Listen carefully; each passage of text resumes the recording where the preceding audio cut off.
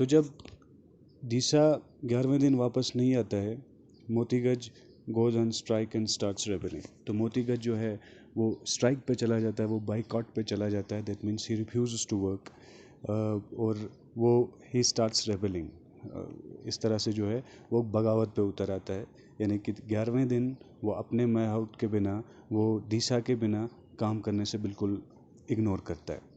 चिहून calls him to come back to work. चिहून उसको काम पे वापस बुलाने की कोशिश करता है, बट मोतीगज डज नॉट ओबे। लेकिन मोतीगज जो है वो डिसोबीडियंट हो जाता है, वो इसकी फर्माबरदारी करने से इनकार कर देता है, वो काम करने से इनकार कर देता है।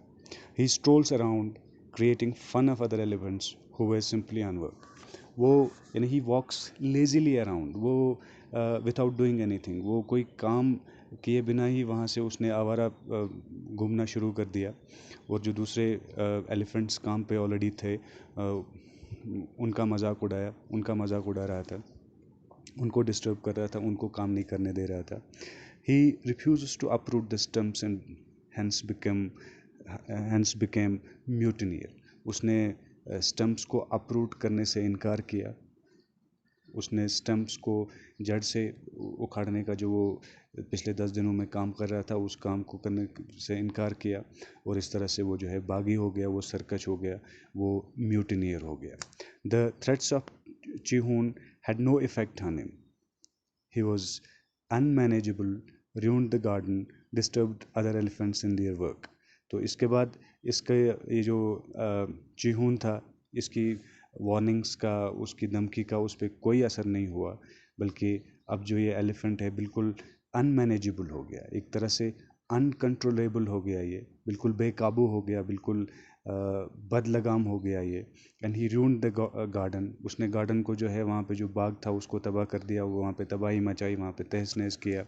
Disturb the other elephants in their work. और जो दूसरे हाथी काम कर रहे थे उनको भी डिस्टर्ब किया। Even the planter himself tries to control him. यहाँ तक कि जो प्लांटर था, वो जो एग्रीकल्चरिस्ट था जिसके लिए लोग काम कर रहे थे, उसने उसको कंट्रोल करने की कोशिश की, लेकिन वो जो है इसको कंट्रोल करने में नाकाम हो गया।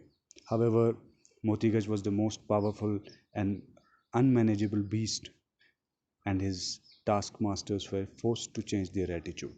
लेकिन ये जो मोतीगज था, ये जो एलिफेंट था, ये बहुत ही ताकतवर हो गया था, ये बहुत ताकतवर था और ये अनमैनेजेबल हो गया, ये बिल्कुल बेकाबू हो गया, एक बेकाबू बीस्ट हो गया। ये beast means a large wild animal, and his task masters were forced to change their attitude. और इसके जो टास्क मास्टर्स थे, यानी कि उसको जो इसके जो ये मास्टर्स थे, ये चियोन था और ये जो प्लांटर था, ये इसको कंट्रोल करने में नाकाम हो गए और वो अपना एटीट्यूड तब्दील करने के लिए मजबूर हो गए। यानी उनका जो ज़बरदस्ती वाला रवैया था, उनको वो चेंज करना पड़ा।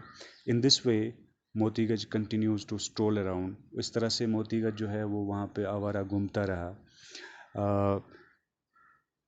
Talking nonsense regarding labour. ये मजदूरी के बारे में अब बकवास कर रहा था, इसके बारे में बुरा भला बोल रहा था। And also inalienable rights of elephants. और ये अब एलिफेंट्स के राइट्स को लेके बात कर रहा था, इनके हुकूक को लेके बात कर रहा था।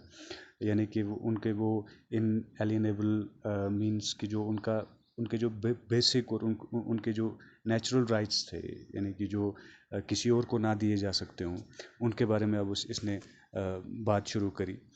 तो यहाँ पे एक ये जो जोसेफ किपलिंग की राइटिंग की एक खासियत रही है कि एक एनिमल्स को जो है उसने अपनी राइटिंग्स में एक तरह से ह्यूमन डिस्क्रिप्शन दिया है, क्योंकि यूजुअली एनिमल्स जो हैं वो बात नहीं करते हैं, बट इमेजिनरी स्टोरी है और एक ह्यूमन डिस्क्रिप्शन इस एलिफेंट को यहाँ पे भी, इस स्टोरी में भी दिया गया है। So finally at dawn the following day, Disa returns. He has a joyous reunion with Motigaj. तो अगले दिन जो है ये दिशा जो है ये वापस चला आता है, 12वें दिन वापस चला आता है और बहुत ही डिलाइटफुल, एक खुशी भरा रीयूनियन, एक रीयूनिटी, एक यानी कि दोबारा से मुलाकात जो है इसकी मोतीगज से हो जाती है और मोतीगज अपने मास्टर को देख के, अपने दिशा को देख के जो है वो बहुत खुश होता है। To the planter's astonishment they get back to work clearing stems, or to the amazement and to the surprise of the planter, यानी इसकी हैरानी के लिए बहुत बहुत ये देख के हैरान हो जाता है कि जब डीसा वापस आ गया, मोतीगज बिल्कुल स्मूथली अपने काम पे जो है वो वापस चला गया। So guys, in the next video हम टेक्स्ट पढ़ेंगे और उसकी पूरी डिटेल में हम जाएंगे।